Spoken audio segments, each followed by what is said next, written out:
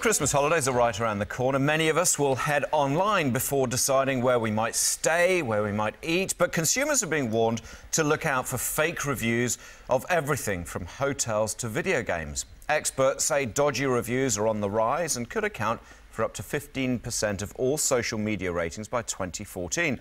And the Institute of IT Professionals CEO Paul Matthews joins me now with more details. Paul, how much of a problem is this really? It's becoming a pretty big problem these days. Now, consumer behaviour is such that if you're going to stay somewhere, the first thing a lot of us do, myself included, is jump online and see what people are saying about that place. Now, the inverse of that, of course, is if you own a hotel and you're starting to not see a lot of business come through, you look online and find that people aren't happy with what you're doing. There's a real temptation to try to do something about that, even though it is fraudulent. So you ring around all your mates, or you create false accounts, and you deliberately mislead potential customers. That's right, yeah. The owners are accountable. How can this be stopped? Well, they are accountable. Now, at the end of the day, this is fraud. So if there's clear evidence of it happening, then it is a matter of both civil and criminal, depending on how they're going about it.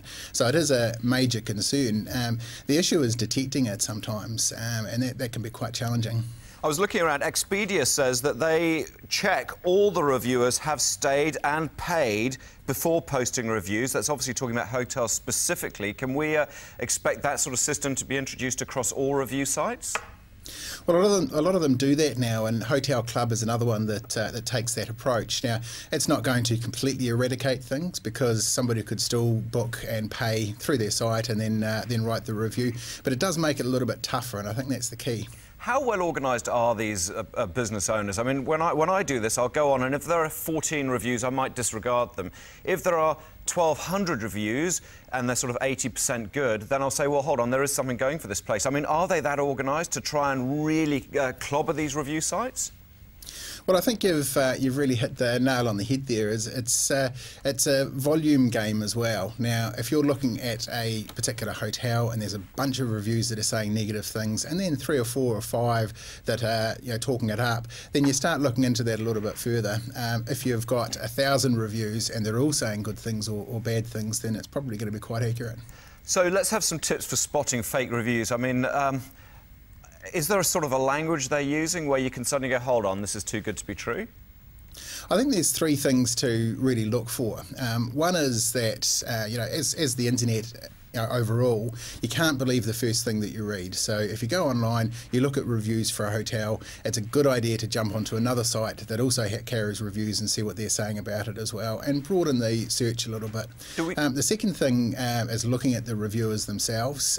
Now, most of those sites let you go in and see the history of reviews that reviewers have placed, and if they've only placed 1 or 2 and they're either very positive or very negative, then there's a likelihood that it's a little bit suspicious. Talked about hotels. I mentioned restaurants and video games. Tell us the range of product for consumers where this is happening.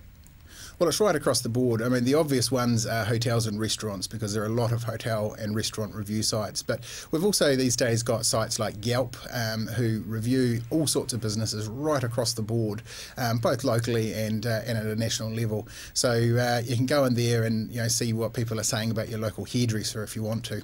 We've also seen things like this in Trade Me feedback, for instance. People gaming the system there. They are very good at detecting that and doing something about it. But you really do see this anywhere where there's online reviews.